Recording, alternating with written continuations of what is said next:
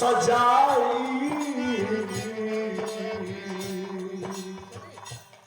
आउर बाटे अरे चरण कैली रसैया आउर बाटे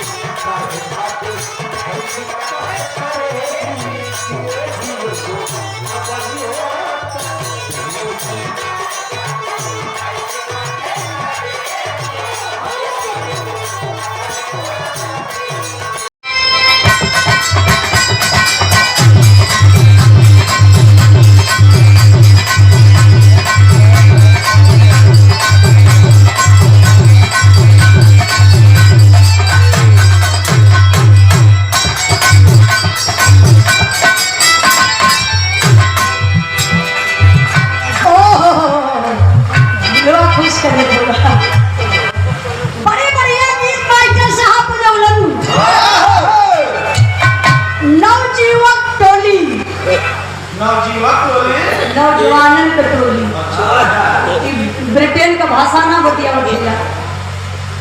नौजवानन कटोली गई लहर पर आते बुढ़ऊ दादा लोगन से क्षमा मांगो लल्लू भैया बुढ़ऊ दादा लोग प्यार करत रहन लेकिन ये सब लेटर से काम चला लेटर से मोबाइल ना रहा। हाँ पहले दादा लोगन के जमाने में सभासद महोदय बात पे तनी ध्यान दी पहले चचा मोबाइल का जमाना ना रहा ये लोग लेटर से काम चलावे इनके अनुसार जे पढ़ल लिखल है वो लेटर से काम चलाए और वो प्यार कैसे करे जे अनपढ़ गंवार रहन वो फुरबा से निशान मार चल जाए कहाँ मार चल जाए आए वही भट्ठा होरी भट्ठा हो ना आवे लड़का पहुंचल बा बराती में अरे भैया इज्जत तोहरे हाथ में लड़का बराती में गयल ऐसे जयमाल लगल बा और जयमाल पे दुल्हा दुल्हन बैठल हो तो आप लोग देखा ना दुल्हा दुल्हन के बगल में दो लड़की भी खड़ी है सैंपल के रूप में सैंपल का मतलब का रात भर देखा के होला दोनों लड़की खड़ी है एगो लड़का तनी पियर का पैक ज्यादा ले रहा तो देखते को हाथ हवाई से लगल नीचे अरे मुझे क्या माल है बहुत गजब खड़ी है रे कहाँ खड़ी है वहां जाना बाबा है ये हरियन हथवा काहे कर थोड़ा अरे हमार सीधा जरा करो ये हर कहला चाचा का पखिया पूरी ले बचा लड़का ऐसे हाथ मिजत बा अब मिजत हाथ मास्टर साहब मोबाइल नंबर लड़की का मांगत है इशारा से मौसाना का पौध अच्छा ये रिश्ता कुछ गड़बड़ से होगा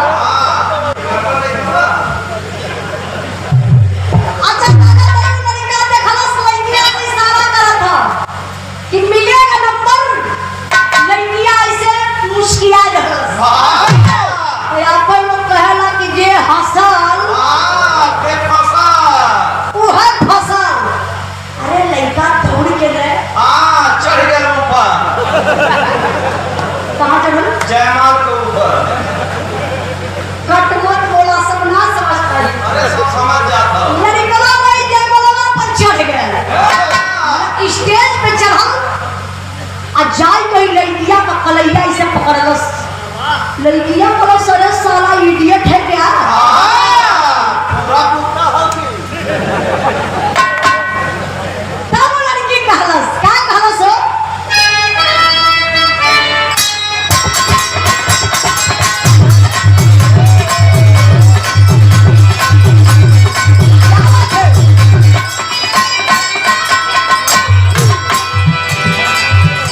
बार मास्टर साहब